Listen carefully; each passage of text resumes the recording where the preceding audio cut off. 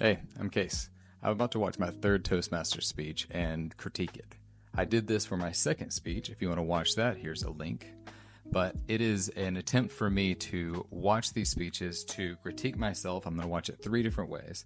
I'm going to watch it with the sound on and video on, and then just with the video to see the nonverbal gestures, and then just with the sound on so that I can just listen to it to listen for pauses and my grammar and things like that. I'm doing this in an effort to get better at presenting to people but showing up authentically. That's also why I'm making videos like this. So I'm going to watch this speech. We're going to see how it goes. This is a very uncomfortable process, but I know that I'm going to get better every time that I do this. So here we go. All right. So this is my third speech here at Toastmasters. You can hear me that drink because I get dry mouth because of my nervous system. All right. This is my third speech. This speech is my revision from my last speech that I gave a couple weeks ago. I took feedback. I watched tape of this, and we'll see how it goes better this time. So, hi, everybody. My name is Case Morton. I am here to talk to you about myself, my brain, what I'm doing in my life, all the things that we're doing here in Toastmasters.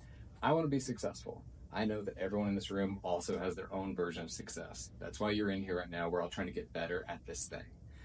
I realized about myself and my history that things were never super easy for me in school. I procrastinated before every test that I ever did.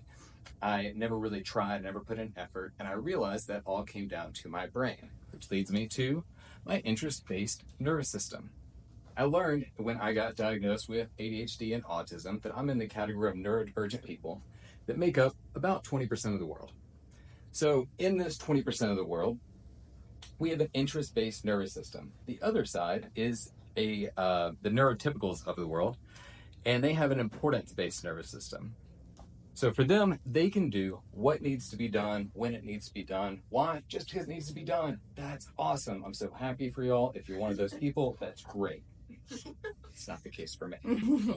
For me, I have an interest-based nervous system, which means I have 5 things that basically have to be fulfilled for me to have the motivation to want to get anything done. So think of these as motivational triggers. So today I'm going to walk you through what these triggers are, how I've applied it to myself, and then how you could use it for you moving forward. So first, it's interest. Interest in an interest-based nervous system makes sense. Pro, if I'm interested in something, I can hyper-focus on it better than probably anyone else could because I am the one that's interested in it.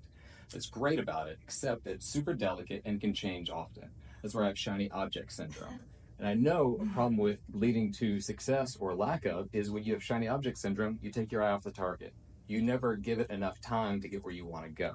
This will come into play later. The second is novelty. For novelty, it's what's new, it's exciting, it's the new car smell. It's the thing that's like, I'm super excited to wear this new jacket. The biggest problem with that is finite. This is going to expire after a certain amount of time. We all know this. We all have things that were once new and now they're not new. So they're just not the same thing anymore. The third is challenge.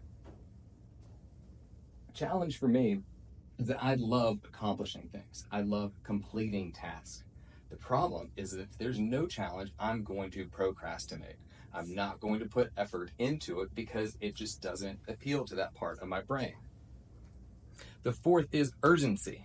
Urgency is when you make something time-bound. You put a deadline on it. When it has a deadline, it has priority. When it has priority, I will get it done because it fits into my day. If it doesn't have a deadline, then it doesn't have a priority, and that means I'm not going to do it. I told my boss before that if he didn't give me a deadline on a task that he has asked me about, I'm just not going to do it. And I told him I'm not lazy, but if it didn't have a deadline, it's not important enough to you, therefore it's not enough importance to me, so I'm just not going to do it. And it actually worked because he then started going, okay, I know you need this, so I'll give you this deadline. Or he'd say, well, this was just an idea. It doesn't really have a deadline, so it's really not important enough for either one of us to worry about. But it took away that worry I had that like everything had to be done that someone would tell me. It's like, now it's, if you don't give a deadline to it, I'm not going to put the time into it. The fifth is passion. And passion is where you find your own personal values and what can bring you a value congruence with them. Who do you want to be? Why do you want to do this thing? There's always like an iceberg effect. Your interest is the top of the iceberg above the water. The passion is everything below it. The why, the part that resonates with you, the identity that you're seeking. When it doesn't work with my values, with my passion, it's not there, and I can't manifest it or make it happen. I then have to either abandon that task or go in a different direction of something that fits. So for me, this is an example of I wanted to complete an Ironman. I wanted to be successful as a triathlete. I'd never done this before. So I was interested in doing an Ironman. I could get new toys, a new bike, new shoes, new gear. I had the question of the challenge, could I accomplish this thing? I had a deadline that was 12 weeks away, and I wanted to have confidence of being physically confident enough to be able to do it. So it all matched up. It was all there. I knew this. But how could I fail in the process? How would I not be successful at the thing that I want to do? Well, I realized I'm going to allow my interest to change. What's new right now? The new shoes that I get are going to get dirty. They're going to be old. I'm going to procrastinate because 12 weeks is a long way away compared to the next 12 weeks that are in front of me. And I'm going to forget the reason why I wanted to do it in the beginning. So how can I succeed in this? I looked at that list, I saw what was missing for me, and I know that I need accountability. Accountability for me is the missing ingredient that can go on top of all of those to make sure that I perform. With accountability, I hired a coach for a triathlon. That gave me focus on the goal that I had and time that I knew I'm going to give this the next 12 weeks of effort to put into it. It had variability that every day was just workouts that I needed to accomplish daily. Daily meant today, because every day that I did these things, my coach would then look at what I did and review it with me.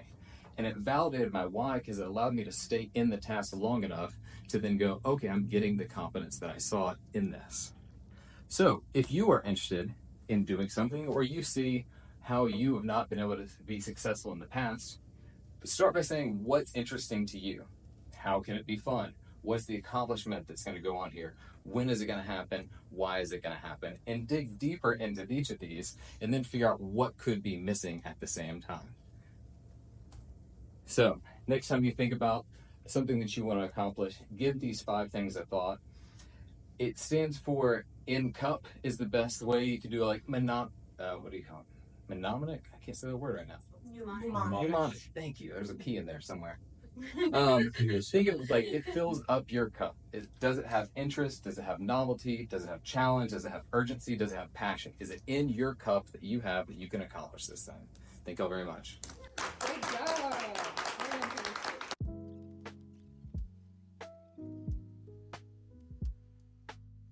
That went better than I expected. This is challenging to watch yourself give a speech 3 times and mark down your gestures, how many times you say so. It was 7, by the way.